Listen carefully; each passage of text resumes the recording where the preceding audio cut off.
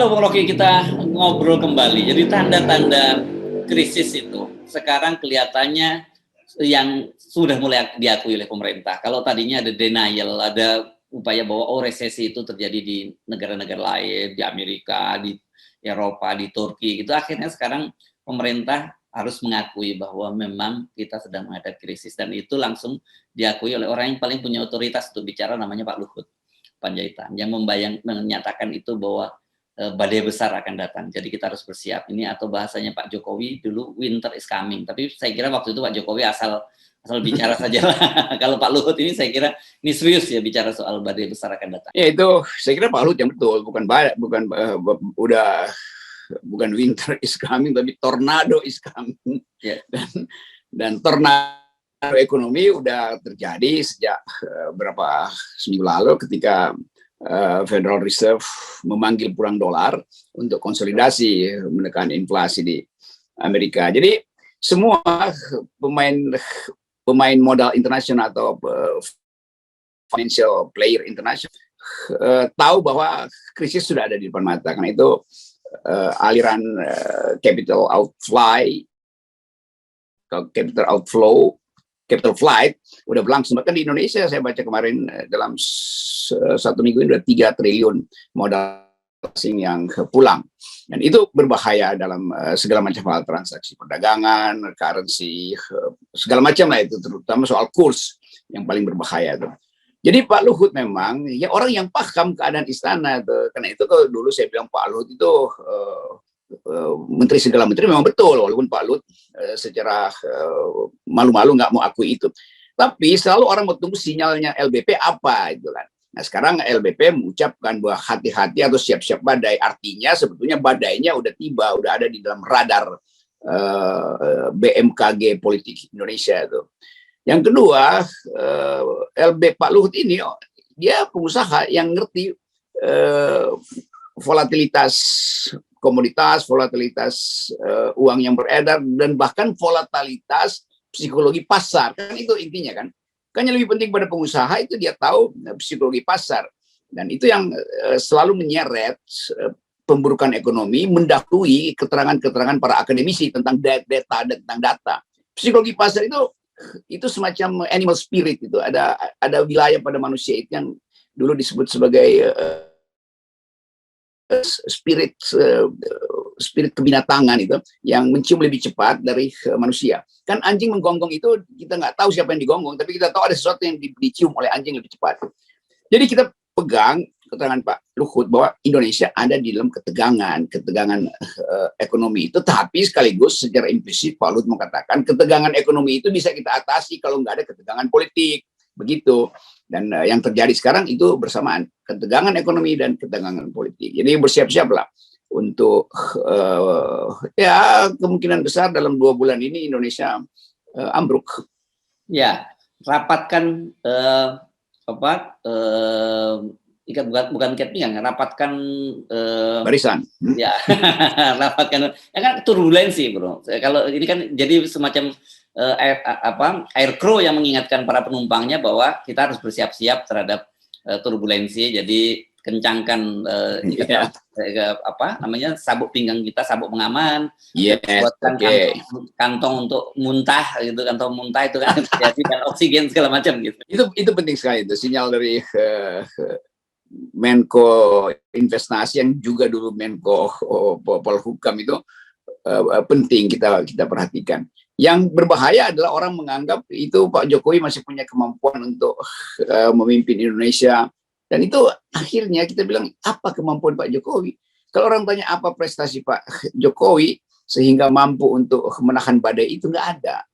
Kan orang itu berprestasi kalau ekonominya tumbuh atau IQ nasional tumbuh. Nah sekarang ekonomi nggak tumbuh, IQ nasional juga nggak tumbuh. Ya.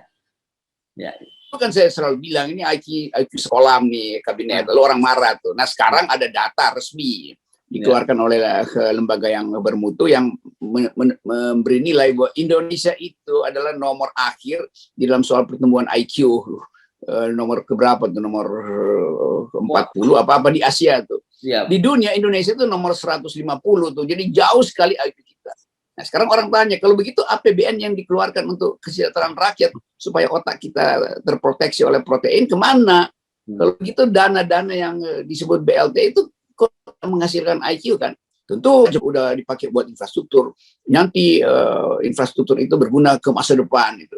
10 hari lagi dia masak sekarang, jadi udah keburu busuk kan. Infrastruktur itu diperlukan kalau memang kelihatan diperlukan. Ini kan bukan karena diperlukan maka dibangun kan, demi pencitraan. Dan itu yang kita lihat tuh, jalan tol tuh nggak ada yang untung tuh, karena itu dijual ke swasta. Jadi Pak Jokowi akan diingat sebagai orang yang menurunkan ekonomi sekaligus menurunkan IQ nasional. Nah, Basir silakan bully saya, dan itu faktanya tuh. Ini datanya Anda bisa lagi nih, kalau penasaran silakan Anda protes yang buat data ya, buat Ya. Implikasi dari IQ kita yang rendah itu apa ya, Bung Rocky? Ya, kemampuan kita untuk kompetisi ke depan. Kan ke depan kita akan kompetisi IQ. Pak Jokowi benar bahwa kita akan kompetisi di 2030 soal iklim, di 2045 soal bonus demografi. Nah, orang dengan IQ dangkal yang turun sekarang itu mau kompetisi dengan siapa? Sementara dunia itu udah dihuni oleh metaverse nanti itu. Jadi kalau dari bertahun-tahun saya sebutkan bahwa Pak Jokowi itu menurunkan IQ nasional, lalu saya dibully. Nah, sekarang faktanya ada, memang turun IQ nasional kita.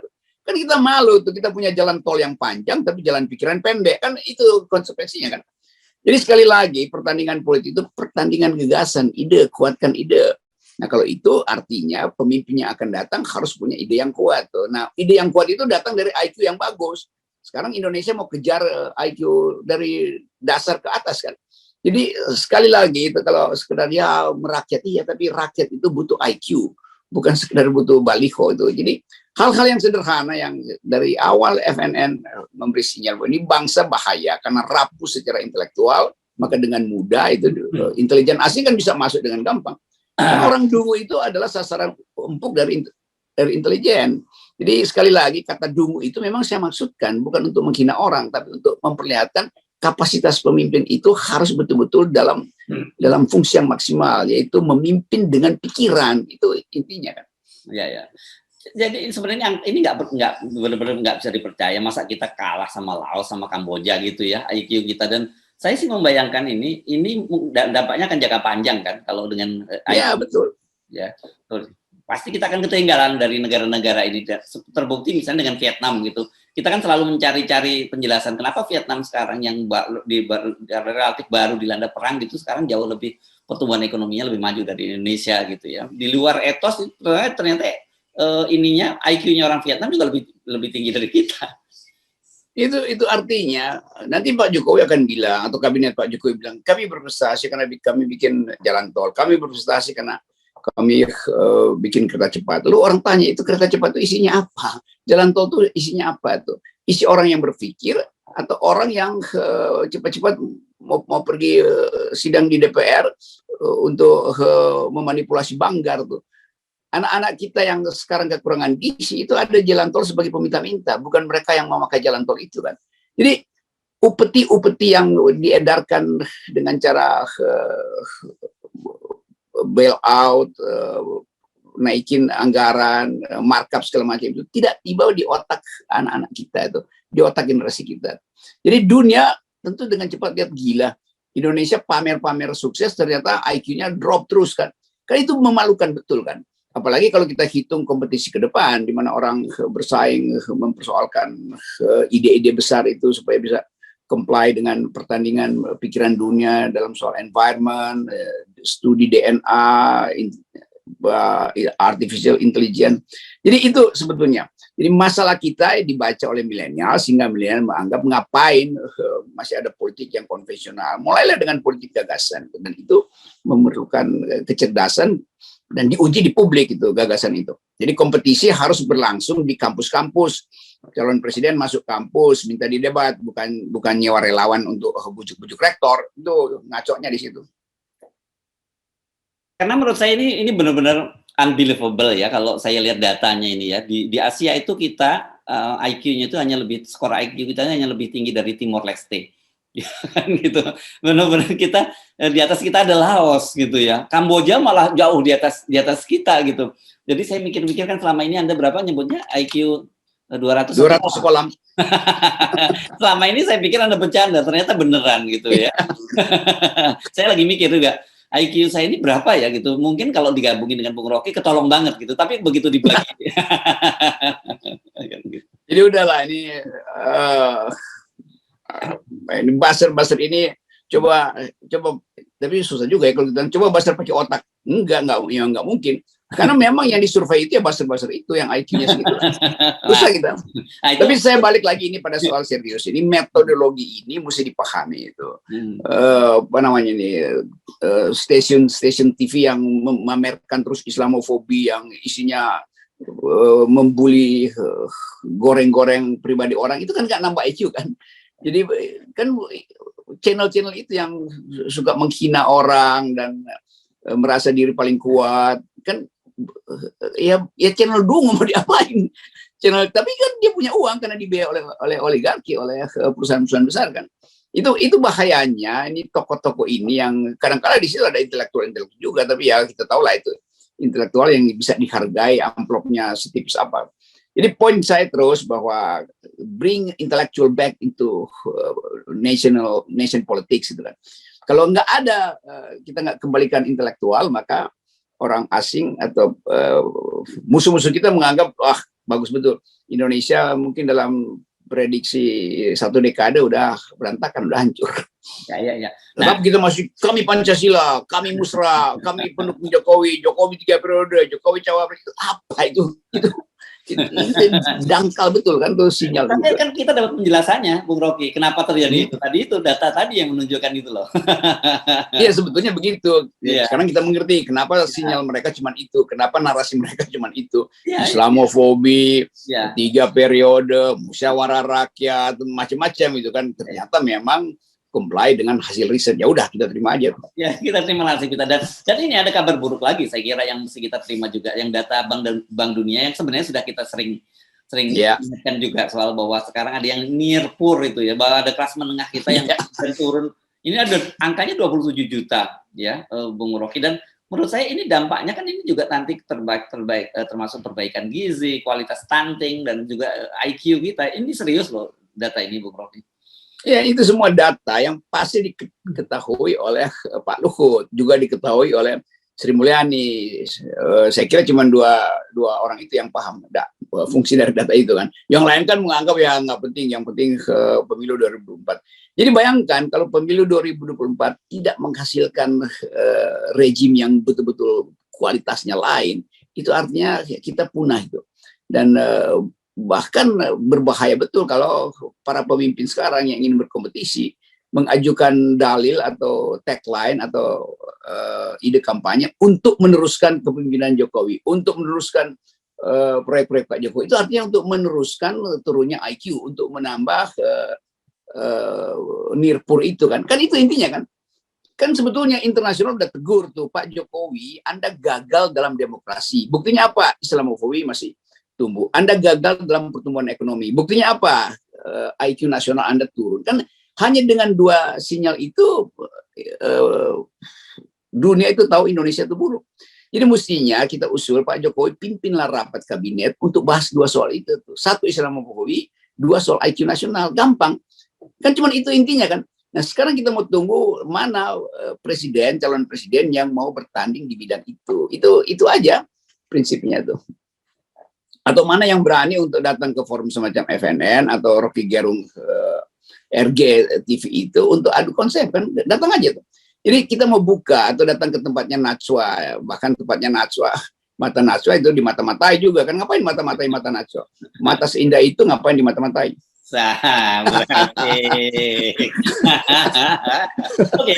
Tapi saya kemudian kita baca-baca saya sedih sekali ya ini, padahal angka 27 juta ini menurut Bank Dunia itu ya yang disebutnya purchasing power parities itu ya, disebutkan bahwa sebenarnya udah dinaikkan loh Bung, ini standarnya itu 2,15 US dollar per hari ya. Itu atau 32.745 per hari. Ini sebelumnya itu garis kemiskinan ekstrim itu ada di 1,90 US dollar per hari. Jadi saya bisa membayangkan ya, ini pun sebenarnya juga sangat miskin ini kalau 32.000 per hari itu. Bayangkan satu keluarga mendapatkan seperti itu, dapat seperti apa asupan yang mereka akan peroleh? Ya sebetulnya realnya itu kalau kita hitung angka kemiskinan kita itu udah 120 juta sebetulnya tuh. Ini kan cuma naikin thresholdnya tuh, ambang batas kemiskinan berapa. Apalagi sekarang kalau dihitung inflasi terakhir, dihitung beban hidup segala macam, itu mungkin udah ya sangat mungkin udah 150 juta orang Indonesia itu miskin, udah lebih dari 50% kan. Tetapi idealnya kan kita bahas ini sebagai problem. Bukan pemerintah nanti tinggal, oh enggak, itu kan cuma soal cara mengukur kan, World Bank ukurannya terlalu tinggi, kita pakai ukuran kita. Ya kalau begitu bikin aja bahwa orang miskin di Indonesia kalau dia nggak makan 5 kali sehari itu. Itu lebih absurd lagi kan. Oke, jadi ini seperti kita sudah berkali-kali sampaikan bahwa pemburukan itu akan terjadi. Yang memang yang kalau concern rakyat itu langsung berkaitan dengan masalah ekonomi ini tadi ya, soal konsumsi mereka terganggu. Tapi bagi kita tentu saja ada persoalan-persoalan demokrasi dan sebagainya, soal hak asasi manusia yang memburuk itu juga jadi concern kita. Tapi ketika krisis ini sudah mulai mencapai dapur, nah itu saya kira menjadi persoalan yang sangat serius. Betul, dan ini yang mestinya kita beritahu bahwa calon presiden berikut akan dibebani oleh macam-macam soal. Dan sangat mungkin ada presiden yang terpilih, termasuk Anies misalnya terpilih, tapi 2 minggu kemudian dia jatuh lagi. Dijatuhkan oleh keadaan ekonomi kan. Jadi sebetulnya semua calon presiden harus minta pertanggungjawaban Presiden Jokowi sekarang kan. Baru dia lega tuh. Nanti kalau dia terpilih terus dia gagal, lalu dianggap itu salah sendiri tuh. Udah dibilangin jangan maju, masih maju juga. Lalu dia salahin Pak Jokowi itu. Ya memang beban yang ditinggalkan Pak Jokowi itu yang musinya jadi tempat kita membicarakan masa depan. Kan kita mulai dengan beban kita seberapa besar yang ditinggalkan Jokowi. Bukan dengan memuji-muji Pak Jokowi berhasil. Padahal fakta-fakta ini kita tahu tuh. Bahwa kesulitan ekonomi, pemburukan kecerdasan manusia, toleransi sosial yang makin lama makin tidak bisa dipertahankan. Itu semua sinyal itu adalah beban presiden berikutnya tuh. Jadi ajaib kalau ada orang masih mau berkompetisi sambil muji-muji Jokowi itu dungu juga tuh cara berkompetisi begitu. Iya, oke. Baik, terima kasih Bung Rocky. Meskipun kita tertawa-tawa, tapi kita mesti mengingatkan bahwa situasi kita sesungguhnya sedang menghadapi keprihatinan gitu. Keprihatinannya adalah kita menatap masa depan. Bahwa kalau minjem bahasa perbincangan Anda dengan Pak Luhut kan menatap Indonesia pasca 2024 dan bayangannya tuh suram kelihatannya. Iya, Pak Luhut memang sebetulnya off the record bilang bahwa keadaan berbahaya. Kan nggak mungkin kita bahas yang berbahaya kan di forum yang resmi. Nah, baru sekarang Pak Luhut beritahu sebetulnya memang badai udah di depan mata, itu tornado is coming. Dan itu poinnya tuh yang saya dibully seolah-olah dipanggil istana, diutus istana macam-macam tuh. Udah nggak ada orang yang mau mendekat pada tornado. Oke, terima kasih Bung Rocky, dan tetap selalu kita ingatkan pentingnya 0% agar bangsa IQ. Jadi kita ingatkan kembali bahwa kompetisi politik harus berbasis ide. Jadi perhatikan peringatan Sri Mulyani bahwa kita sebetulnya sedang menuju Sri Lanka. Perhatikan sinyal dari Pak Luhut bahwa badai itu ada di depan, maka fasten your seat belt. Yes. Oke, terima kasih. Okay. Yes, thank you.